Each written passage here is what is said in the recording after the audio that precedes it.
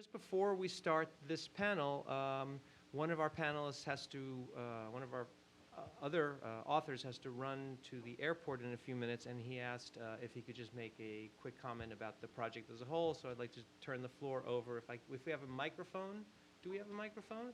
Or if, Bill, if you just want to come up and use the microphone here, that would be great. But we need you on a microphone.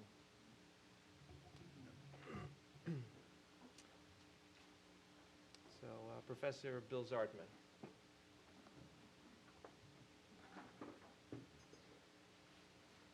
I'll take advantage, I guess, of the droit du seigneur, and thanks to Alan for according me that. But I wanted to make a comment on what it seems to me is a major challenge, even problem, of this project, and that is we're dealing with two moving targets. We're dealing with a constitutional design which in most cases is not a model, and we're dealing with political action which in most cases is not a model. And it's not clear what we're saying, whether we're saying the politics should conform to the Constitution, that would be the legalists, or the Constitution should conform to the politics, or that there's something in between that we have to invent without any guarantee of bringing politics. It's easier to invent law than it is politics, with any guarantee of bringing politics into conformity with law. And I think that navigating between those two imperfect beacons makes it a little hard to find out what kind of criterion we have for analysis and what kind of goal we're setting ourselves in conclusions. I find that in my own assignment, and I see it in many of the papers that I'm listening to. Thank you. Wonderful. Thank you very much. And bon voyage. I'll stay the rest of the hour. Okay. We're going to have two main speakers on this panel, and then I'll say a few words in closing at the end. And the goal of this panel is rather than to speak about any one paper or simply a subset of papers, is really to take a look at this project as a whole. The overarching view from 15,000 feet, as they say in the military. And we have two discussants again, both extraordinarily qualified with long careers looking at related questions, but with focuses in different areas. So that our second speaker, Bernard Grothman, really has focused a lot on elections and the roles of elections and those sorts of institutions. And Mohammed Saleh has looked, as you'll see in my introduction of him, has looked at many things, but is very much an Africanist. And so I think we'll get two good perspectives and I think two non-identical perspectives. So our first speaker is Mohammed Saleh, who is a professor of politics of development at the Institute of Social Studies in The Hague, in the Netherlands, and at the Department of Political Science at the University of Leiden in the Netherlands. He has a long and distinguished bio. It's up on our website, but this is a line that you don't often read in a bio, so I will read it. In 2007, he was a co-laureate of the Nobel Prize for Peace for contributing as the review editor of the Working Group on Climate Change and Sustainability to the IPCC fourth report. This was a Nobel Prize for Peace that was shared with former US Vice President Al Gore. His books include African Democracies and African Politics, and another book, African Parliaments Between Government and Governance. And so with that introduction, I bring you Mohammed Saleh. Okay. Thank you very much, Ellen, for your generous introduction. And you asked us to have a bird eye on what you have been doing. And I start with the central question that is you wanted to deal with, that's Constitution's role, positive or negative, in responding to shocks, and hopefully responding to shocks leading to sustained conflict prevention in the long term. What I found interesting is that the idea of shock and the way it is defined, particularly in the work of Gilbert, he defined it as defines shocks as profound events that potentially occasion the organization of power, the production of elites, and redefinition of state-society relations. One outstanding feature of this project is that it revisited the classic idea that constitutions are functions of key political regimes. And those political regimes still hold sway in all cases that have been presented. We see that constitutions have yielded different results, and the results that they have yielded were contingent on the political, economic, social, and also at times environmental factors. But also we see in all cases constitutions are at pains with dealing with religion, religious, ethnic, social, and other cleavages in society. So clearly that institutions, if you look at them as instruments for conflict management, are used by states as arbiters of different claims, and also in terms of negotiating certain claims among citizens, interest groups, but also they can be used for use or abuse of a state, and also allowing the state to lay claims on issues of sovereignty, exercise of legitimacy, domination, monopoly, or the actual use of exercise of power and coercion, as well as managing diversity. I think it's a very strong theme that cuts through all the papers that you have seen. Of course, some papers concentrate on more aspects than others. Now, if we look at the theoretical elements of constitution, and particularly those who were discussed by hard-nosed constitutionalists and constitutional lawyers, as we heard this morning in a comment by one of them, we found that your research is profoundly interdisciplinary. It is not only on those hard-nosed constitutional issues, but also the interfaces and trajectories that link constitution to all aspects of human affairs, including, of course, climate change, an area that I very much appreciate in your work, and I will talk about it later. So the lesson that we need to learn, or should be learned here, is that critical application of constitutional designs originated in the West do not really apply automatically, and critical ones do not apply automatically to Africa.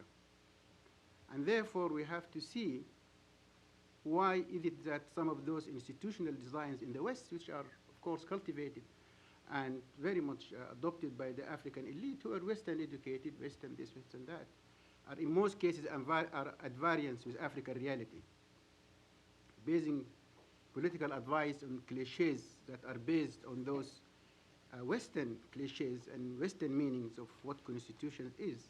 I found it a little bit difficult, because by doing so also forget that Africans do have their own constitution of society and their own value systems and all of that. Of course, the first person who wrote about that is Professor Apter in the introduction of his book, if I recall it very well, in page 5 of Politics of Developing Countries, where he talked about what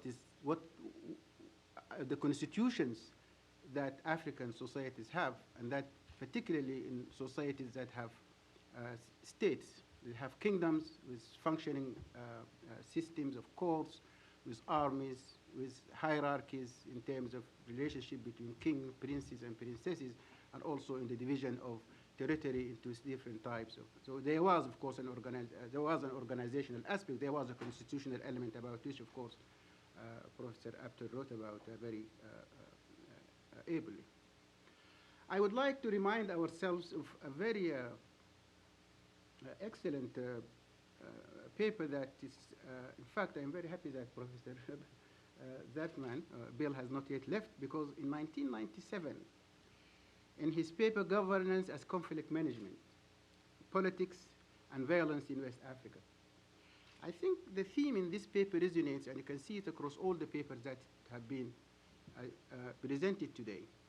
What was he saying there? And I think it was his contribution.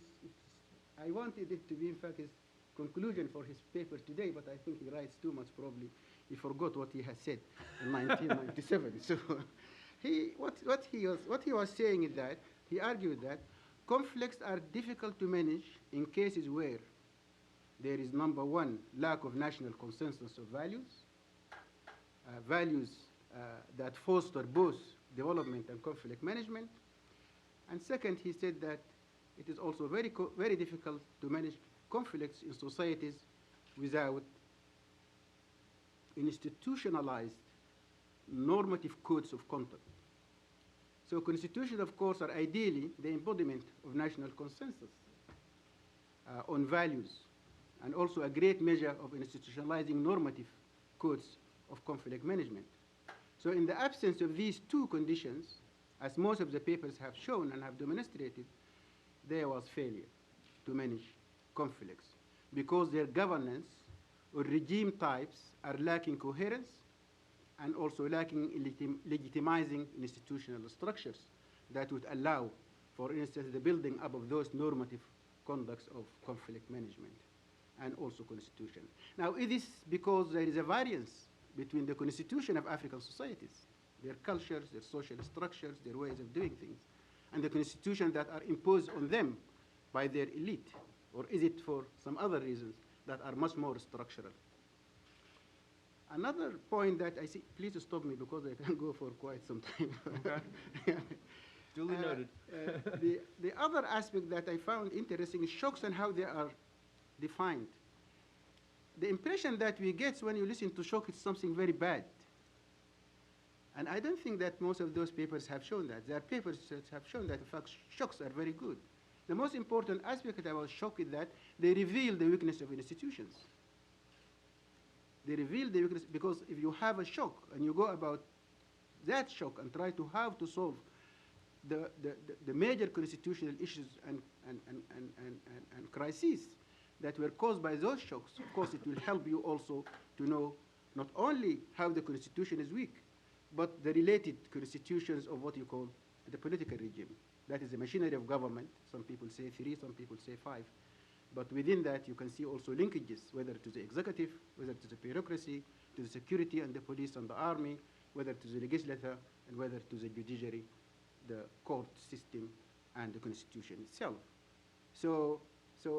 And I would like to see that maybe in this project, people should also try to look at some of those aspects of shocks, not only to look at them as negative aspects, but what do they reveal about the system itself and its capacity to cope with those.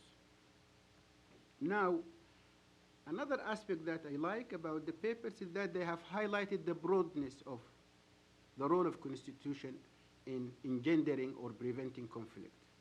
And we see here that they dealt with so many issues. Issues related to land, issues related to floods, issues related to oil companies in the Delta, issues related to the Volta, issues related to different constitutional and crises and all of that. But to me, the thing that really resonates throughout the papers is the issue of election and violence, and the role of the constitution in succession. None of these papers do not have that, whether it is Kenya, whether it is Senegal, whether it is Ghana, all the papers deal with issue of electoral violence and the role of constitution particularly. And in fact, in all of those cases, presidents in one way or another tried either to go for a third term or to go for no term or to go for all of that. And all of them, of course, with very serious shocks and very, very serious constitutional crises. You see it in, of course, the latest case. You see it in Ivory Coast. You see it in all these cases, so I don't really have to repeat myself. One other aspect that I found very innovative, and I must congratulate the people who are conceived the idea of this program, is the way they looked at the issue of climate change and its relationship to broad national constitutional issues. And those national constitutional issues from the perspective of climate change, in fact, are very critical to one of the major aspects of constitution, that is regulating the relationship between the state and citizens.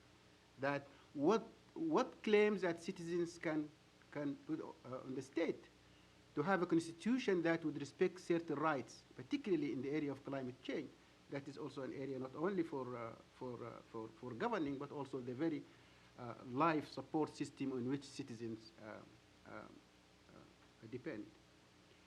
And I think there are two creative areas here. Number one, this project have taken the debate far from what have occupied the people who deal with climate change for a very, very long time.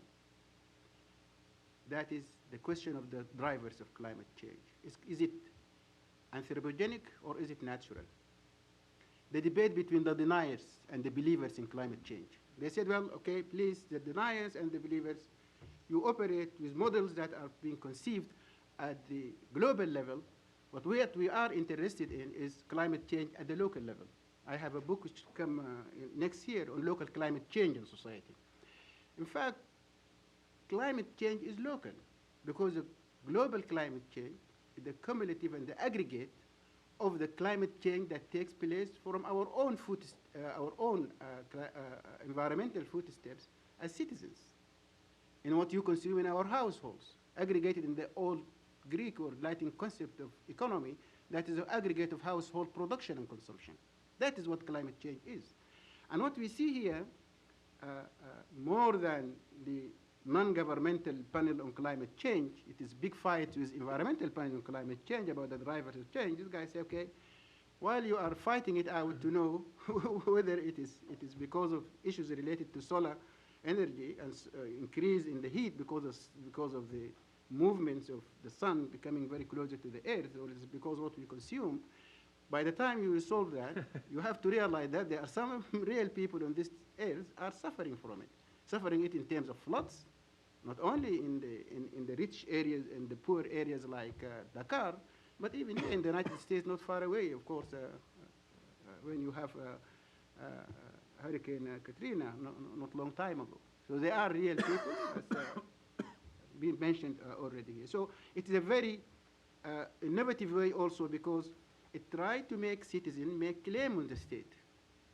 And the better if those claims are made become constitutional aspects. Of course, other people write about constitution and climate change from a different perspective, that is perspective of generation. Oh, okay, the perspective of generation, that is climate and climate change and children, climate change and this and that. It's also issues of rights and issues of obligations as well. So I think that is a very, very creative system, as a creative part of your project.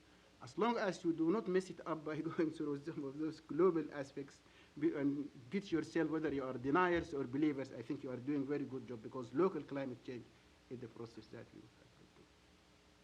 Another aspect, of course, that I found very interesting, it has not come very strongly in all papers, the all suspicion about ethnicity, always being the suspect.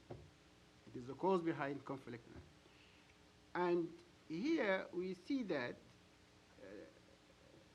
and you said I'm asked not to mention authors, but there is a paper about neutralizing ethnicity through elite negotiations and elite accommodation in non-majoritarian systems. Meaning that, of course, if you are a liberal, you are doing away with one of the major aspects of democracy.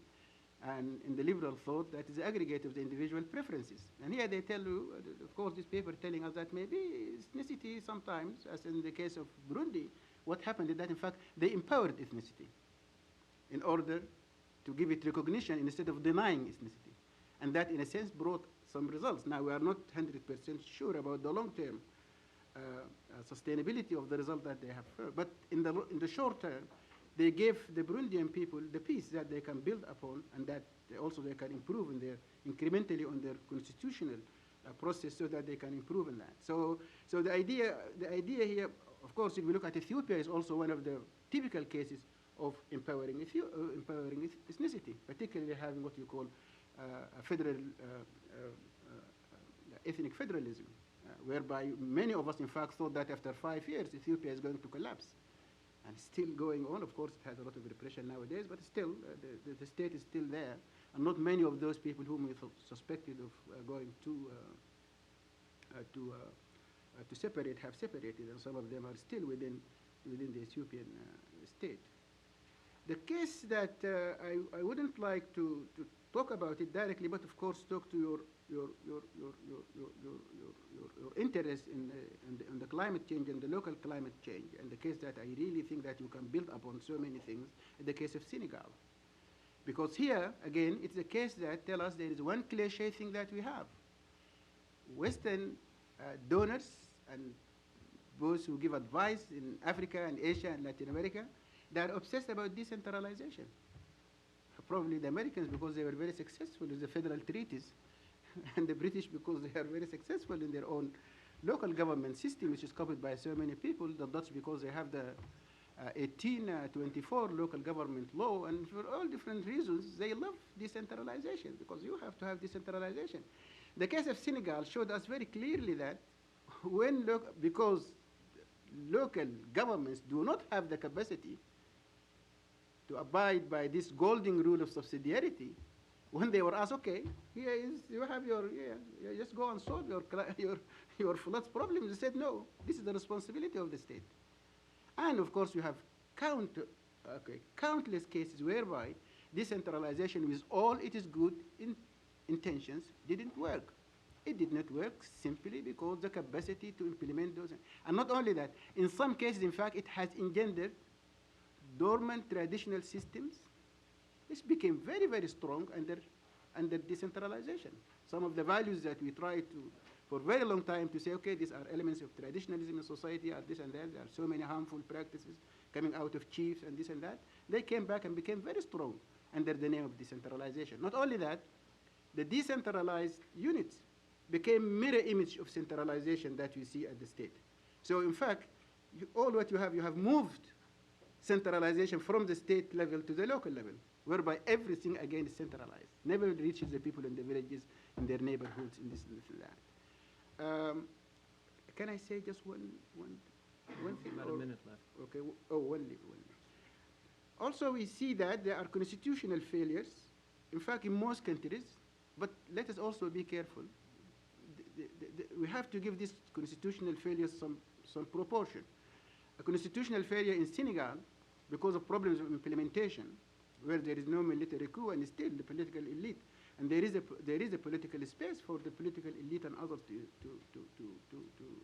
to exchange views and even to demonstrate and to do all of the things that they were doing in Senegal, is absolutely completely different from constitutional failure in a place like Sudan or Zimbabwe.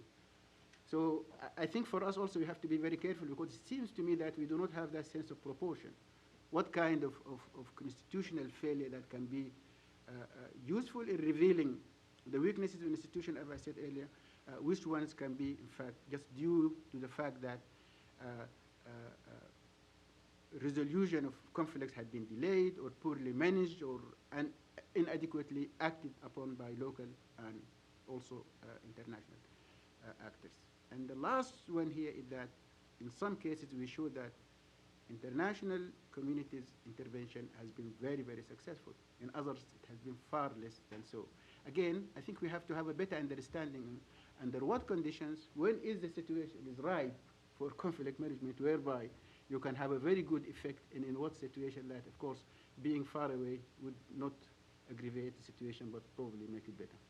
Thank you. Thank you very much.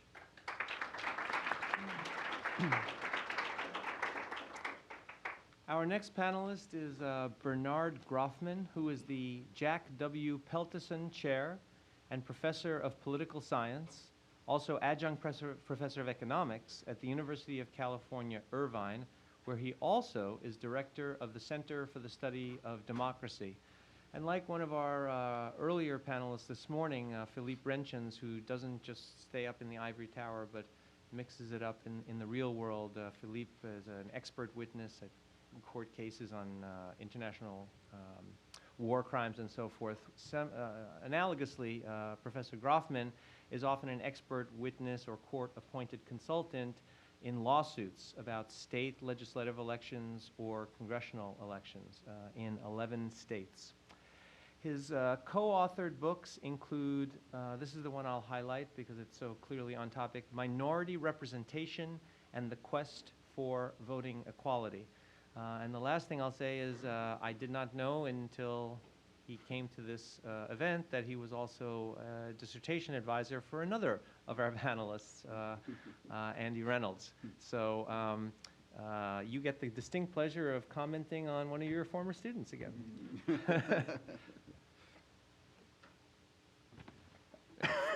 Thank you very much. It is certainly a pleasure to be here, in my case actually, back in Texas where I left. Actually, I was forcibly expelled by my parents at the age of 6 months. But in any case, you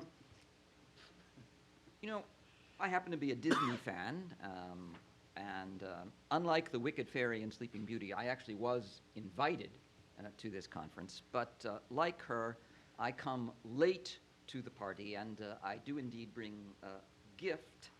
But the gift I bring is not always the most welcome of gifts. It is the gift of doubt. But of course, as you remember the Sleeping Beauty story, there was a gift giver who came even after the Wicked Fairy, and so therefore Alan will have an opportunity for a last word.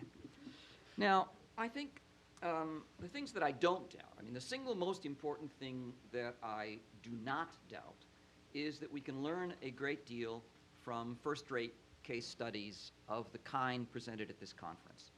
And the case studies presented at this conference have three particular aspects that make them amenable to the good side of case studies, the kind of case studies that my late colleague Harry Eckstein talked about as theoretically guided case studies. The case studies that we are dealing with here have the property, first of all, that they are very much longitudinal rather than cross-sectional. Therefore, they allow us to control for contextual differences across cases, differences within case across time, and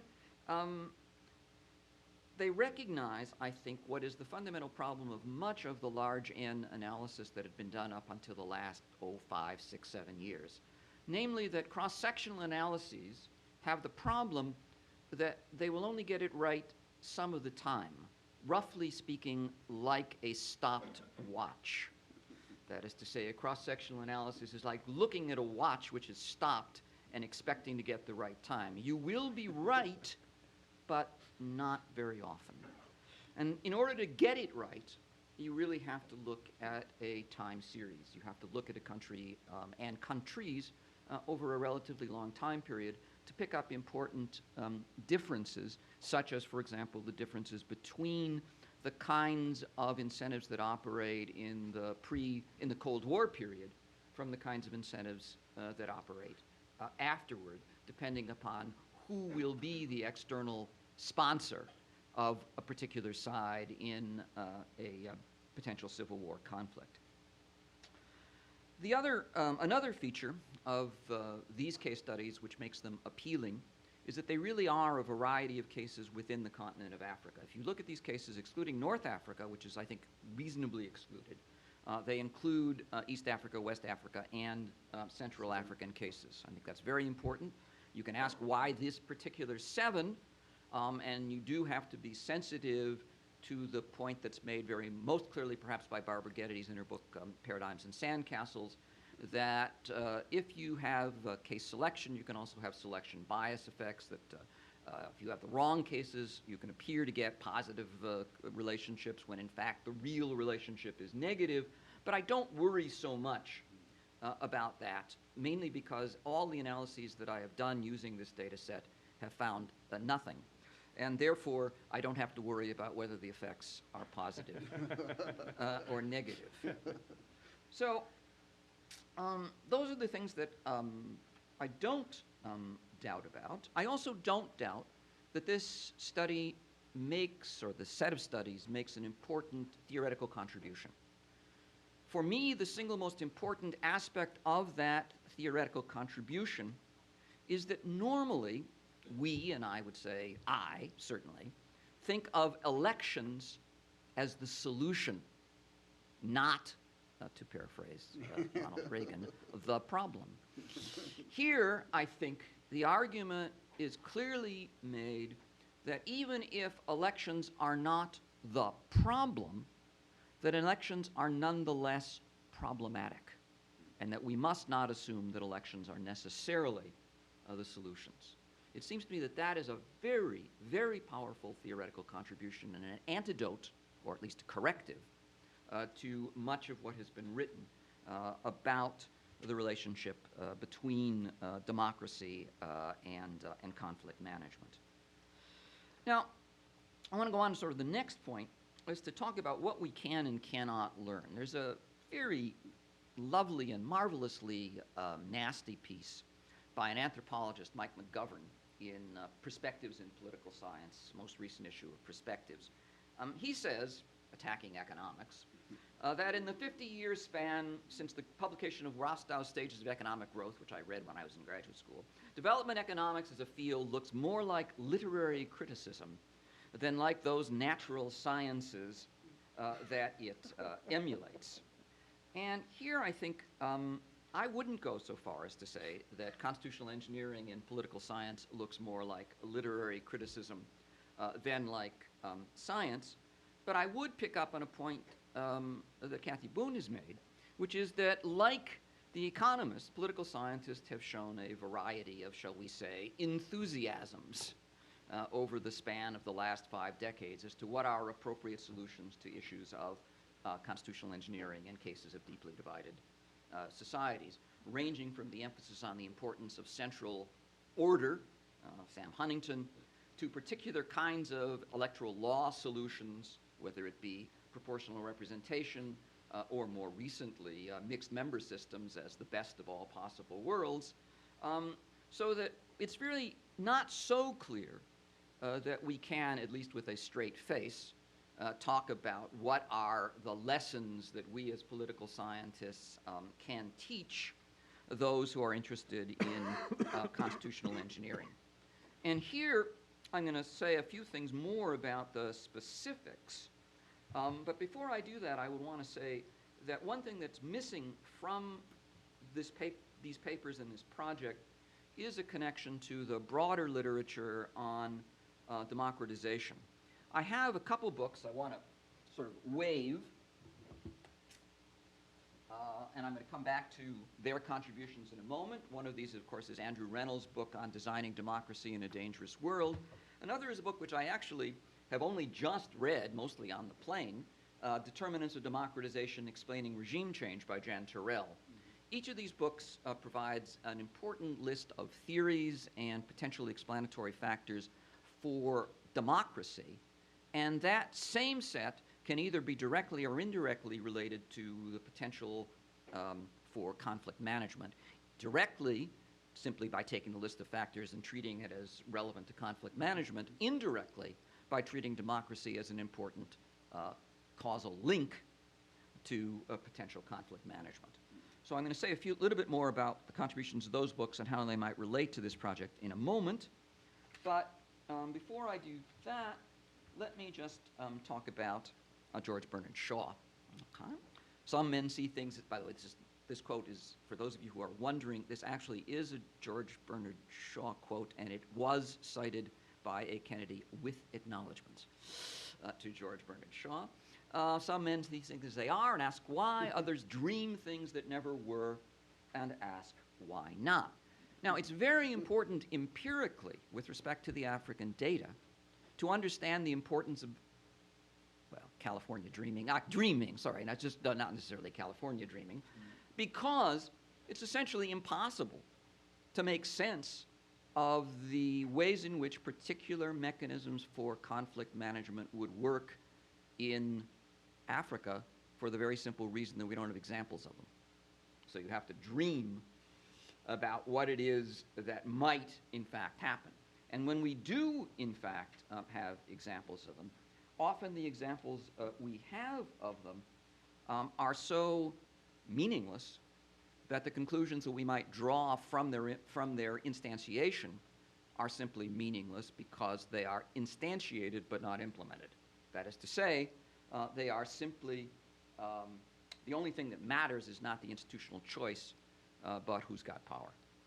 And so therefore trying to empirically, for example, correlate the existence of particular institutions without very, very carefully distinguishing de facto and de jure, as Mr. Poupas has tried to do, is just going to give you sort of give you kind of nonsense. And here I have to pick up on Kathy Boone's line, which I really like. I mean, you've got many lovely lines that have come from just listening to this conference.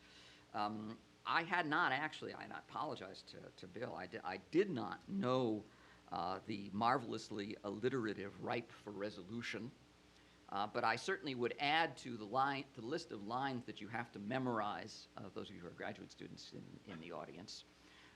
The other, Kathy's line, which is that institutions are tools, not rules. I stated it a little more curtly than she did, so that it could be a little bit more memorable. Now, that line has a number of implications for this project. Okay? First of all, as several people pointed out, it means that institutions need to be endogenized. The idea that you can simply say, okay, now you got these institutions in place, and therefore these institutions caused X, Y, or Z is sort of nonsensical, because the institutions themselves are caused by a variety of other factors, and in particular they're caused by agency, they're caused by choices that actors make about institutions. So the de facto de jure element is also important, and the ability of elites to manipulate and to pervert institutions, as the ambassador said at our lunch talk, their ability to manipulate, pervert institutions should not be underestimated. And it's important also, if you're going to try to make sense of institutional implications, to not just look at the institutions, but where the institutions came from.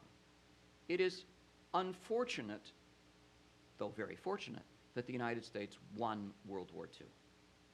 The reason that it is unfortunate that the United States won World War II is that we imposed constitutions in Japan and Germany, and they stuck and they worked, as a consequence of which we wrongly believe that we can impose constitutions elsewhere in the world and expect them to stick and to work.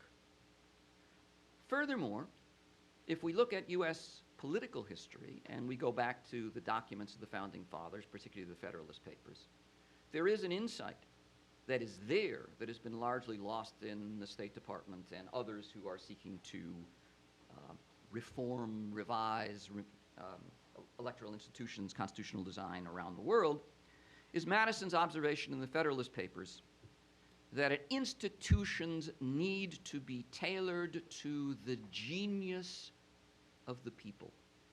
That is to say that institutions have to be made to fit the context in which they will be operating.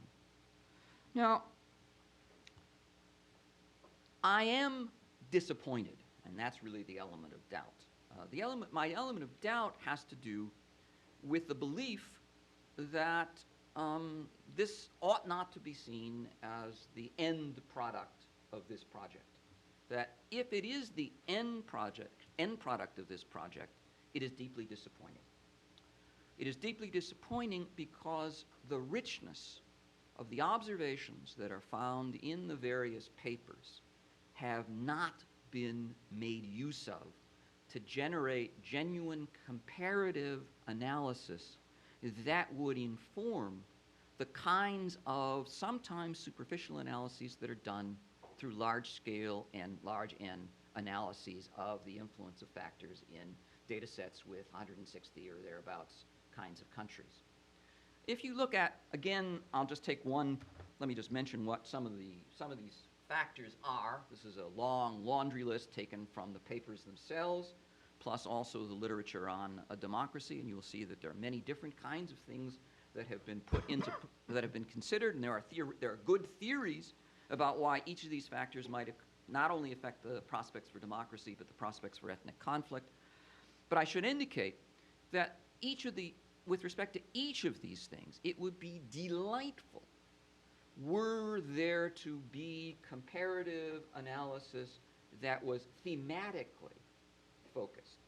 For example, we have the hypothesis that bipolar ethnic settings are worse for conflict management than other kinds of deeply divided societies. It would be very nice to try to elaborate the differences in ethnicity in detail and to look to see what is it about bipolar situations, particularly the kind of bipolar asymmetry that you see in Burundi, Rwanda, for that matter, South Africa, and Zimbabwe, that may be particularly problematic. What are the things that exacerbate that kind of asymmetric bipolarism, such as unequal relationships across ethnic groups, unequal access to resources of ethnic groups, and unequal control of the military by ethnic groups.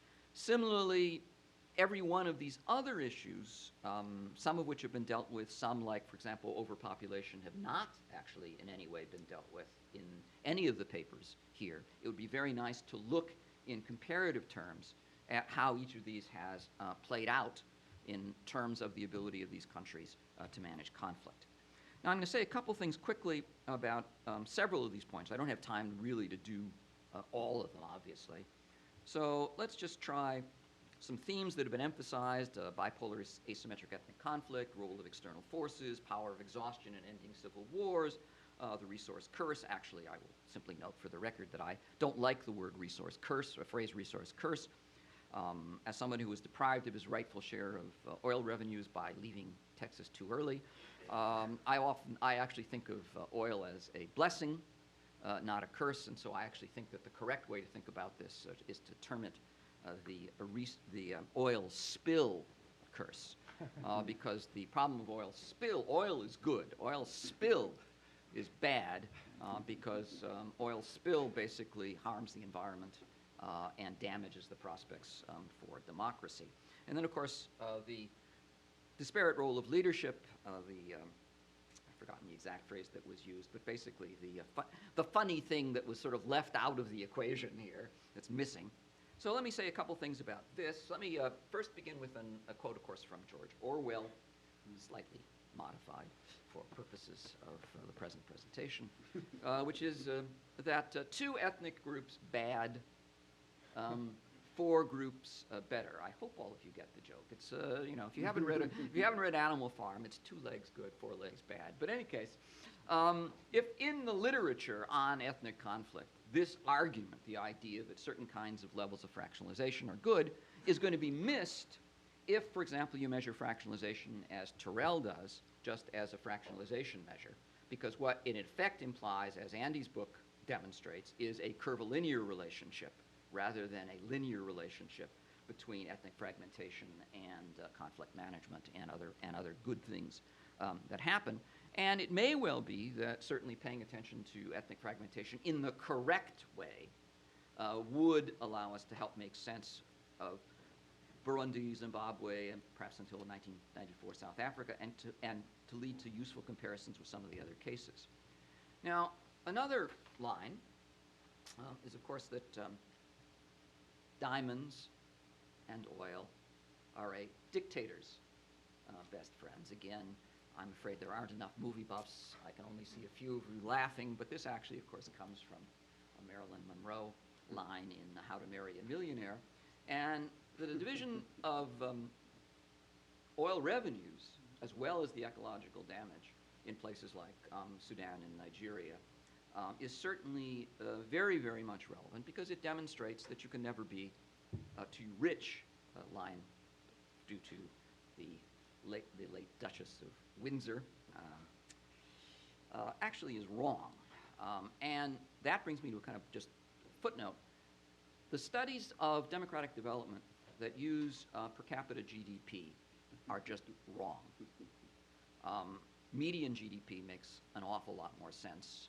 Otherwise, you get Qatar, where a few billionaires or multi-billionaires definitely distort the average. And that simple fact has thrown off a lot of analyses of Lipset's thesis on democratization, or for that matter, Lipset's thesis on other or variants thereof that might apply to conflict management. I really like the idea that civil wars end not with a bang, but with a whimper, as groups find themselves too exhausted to continue. And this certainly can help explain post-2003 success in Burundi after failures of earlier attempts. Again, exhaustion is one of the most powerful forces, just as inertia is one of the most powerful forces in explaining social and political phenomenon. Puzzles. I've written a book called Political Sciences Puzzle Solving. Why, despite similar issues of settler domination, relatively similar patterns of ethnic fragmentation, why is South Africa a success and Zimbabwe a failure? I think if you look at the two pictures, it's very, very hard for anyone not to see the importance of Nelson Mandela as opposed to Robert Mugabe. I don't think you can write into constitutions the first president has to be Nelson Mandela. You know? I would also remind you, relatedly, that the literature does make this point. It's not as if leadership is not part of the standing literature in political science. The O'Donnell-Schmitter work going on democratic transitions makes the point that political outcomes are contingent on the strategic choices of actors. And if you look at another case, you look at the Ghana case, there's a real puzzle here, folks. Why is it we wouldn't want to use Ghana as a model for democratic institutional arrangements in other countries? Because it's got all the wrong things. It's a unitary system. That's bad. It's a plurality system. That's bad. It has strongly centralized presidential power. That's bad. It works. That's good. So there's a problem with the literature to try to truly understand how it is that these phenomena, these institutional arrangements, which supposedly are evil, nonetheless in particular instances seem to operate in ways that are good. And that, I think, is only a puzzle that can be dealt with at the individual case study level, where you can actually do real process tracing and try to get a handle on causal factors. You can never do that with large N data analyses. Rawlings ended his career like George Washington. He turned down a second term. He was like George Washington, he was a revolutionary leader who then took power in a legitimate way, and he left. I don't know why. With great power comes great irresponsibility. It's good to be the king. But I'm going to end my comments with a reflection, actually, on Texas and what I've learned about Texas from this conference. It turns out that the ambassador, Ambassador Cohn, when he spoke, talked about how East Texans exemplified the fundamental law of chaos theory. The fundamental law of chaos theory is, of course, the butterfly effect. The butterfly effect says that if the wings of a butterfly beat, the climate will be changed at a point at the other end of the globe. And the data that the ambassador provided was that the butterfly wings of the East Texans reached as far as the U.S. White House, which in turn reached as far as the continent of Africa. So I will come away from this conference thinking of East Texans as very, very powerful butterflies.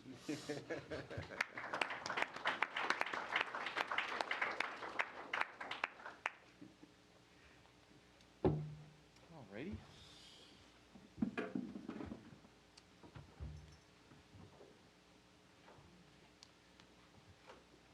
I'm just going to make a few closing remarks, my own thought about at least one lesson learned from, if not from the project, then from today's gathering. But before I do so, I'd just like to preface it with two comments, and then at the end I will open up the floor because I'm curious if any of you has lessons learned from the day or questions from this package of studies, 7 case studies and a large encoding of all the states in Africa. So we'll have a few minutes for that at the end. But my first comment is a thank you. It's a thank you to 2 people. The first is Frank Gavin, who is the director of the Strauss Center currently and also the current principal investigator of the CCAPS program. And Frank has provided leadership, especially in terms of staffing up a program that was created from scratch. Getting $7.6 million is great, and it allows you to do all sorts of things, but it turns out you need people, infrastructure, and all sorts of things, and those things don't happen out of nowhere.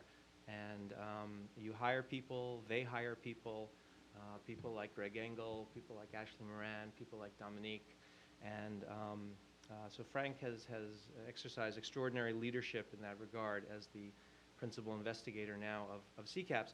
The other person I want to thank is the original principal investigator of the CCAPS program and the person who was the architect of putting together the grant proposal, and that was the founding director of the Robert Strauss Center, whose name is Jim Lindsay, who's now Vice President for Studies, I think, at the Council on Foreign Relations. He had the glint in his eye to think that we could put together a team of researchers that would have a coherent research program and that we could put together an idea that would be appealing to the Pentagon because it would be policy relevant. And I was a huge doubter that the Pentagon would recognize our abilities, and I was wrong and he was right. And all of this project and the 5 other projects of CCAPS are the result of the fact that he had the idea of putting this together. So I want to thank him as well. The one lesson that I'll point to about the project and about today's events is that when we first came together, we said we wanted to look at constitutional design and conflict management. And we said, well, we're going to have to learn, we want to learn lessons. And I thought to myself, well, we're going to have to do 2 things. One, we're going to have to figure out in which cases did we get a successful outcome? And which a failure? And then secondly, can we explain success and failure, what caused it, and to what extent constitutional design was responsible for success and failure? And I was pretty sure that the first part would be easy, and the second part would be hard. It would be easy to say, well, that's a success. That country's turned out well, despite that shock. Oh, that country's turned out terribly. That would be easy. And then trying to figure out why did we get a good outcome or a bad outcome, and how much did constitutional design have to do with it? That would be the hard part. And I think it's, if not vice versa, it's close to vice versa. And what I mean by that is that there's a lot of disagreement about what success is and what failure is. And so we had 7 case studies today, and I'd say we have disagreement in at least 5 of the 7 cases as to whether success is success or success is failure. So in Burundi, Philippe Renchen said that the outcome is success. He's called it a banal dictatorship. Other folks, such as Pierre Engelbert, said, how can you call a dictatorship a success? Now that's understandable. And so what one has to do whenever one makes a judgment like that is to think about the counterfactual. What could have been? And so what I think Philippe meant is that in a country that had a full-blown genocide in 1972, and that after its first elections had a 10-year civil war, that after its next elections to have only a banal dictatorship is a smashing success. All right? And we can go through the cases. So in Sudan, Stefan Wolf said that, sure, we have a military incursion in Abyei, and we have a little bit of ethnic cleansing in South Kordofan and Blue Nile, but compared to what we had before, a 2-decade civil war preceded by a 1-decade civil war in which 2 million civilians were killed, these little, you know, pockets of violence, smashing success. Ambassador Cohen is a little more skeptical. He sees this as the beginning of the next disaster, failure. Senegal, you know, Bill Zartman's not here, but he talked about the fact that there was management of the conflict, but not full resolution. Now, he used to be my professor, and he used to say full resolution is hard. If you can get management, that's really good. So the Bill Zartman that taught me, I think, would have categorized Senegal as a success, but the Bill Zartman today, I think, categorized it as failure. Kenya, at our workshop, when Gilbert presented in Antwerp, when he presented his paper, we were reading through the paper, and I made this comment that, well, we have this famous case of the elections in 2007 and the post-election violence that spilled over into 2008, and 1,000 people approximately were killed. Is that a failure or a success? Well, some people said this could have become a Rwanda, where nearly 1 million people died. Compared to 1 million, 1,000 is a success. But 1,000 people being killed after an election doesn't sound like a success. And then we have, I think, and I think if I look over at Andy, I think his tongue is a little bit still in his cheek, but about Zimbabwe and the outcome, right? I've never heard anyone discuss the outcome in Zimbabwe as a success, in the sense we had this rich country turned into a poor country. We had a country that was a great hope of Southern Africa, turned into the basket case of Southern Africa. But he finds this little glint of hope in Zimbabwe, in the sense that this terrible dictator who steals elections, beats and tortures his opponents, has forged a coalition, a multi-ethnic coalition, which he calls I think the first non-racial nation in Africa. So is that a failure or a success? And I think we're going to have to work through this on the project.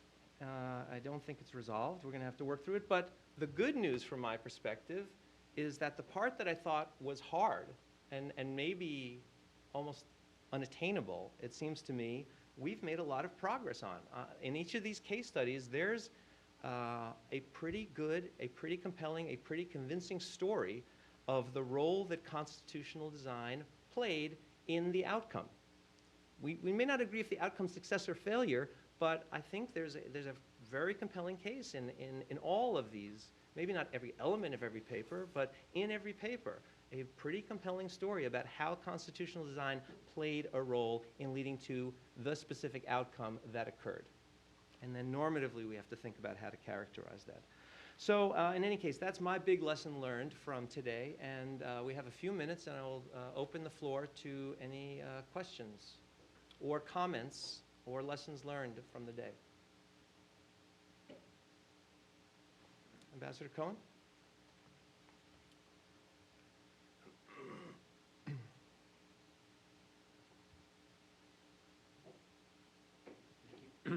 For Dr. Saleh, looking back over the last 50 years, is it fair to say that the African elites looked upon the masses of the people as politically immature and therefore not worthy of democracy? This is my take on it after living in Africa for so many years. Please. Mr. Cohen is not known for his easy questions. He always asks difficult questions. I think we can look at this in different stages since the independence of Africa. You see, at least during the first 10 years, in most countries, they tried to part with tradition. In the most cases, and in fact, this is something that's never been understood by many Europeans, either citizens or part of the colonial rule, that after the Second World War and when the Africans got the opportunity fact, through certain arrangements that they can take part of the administration, they consider the struggle for independence is struggle against the colonial ruling elite.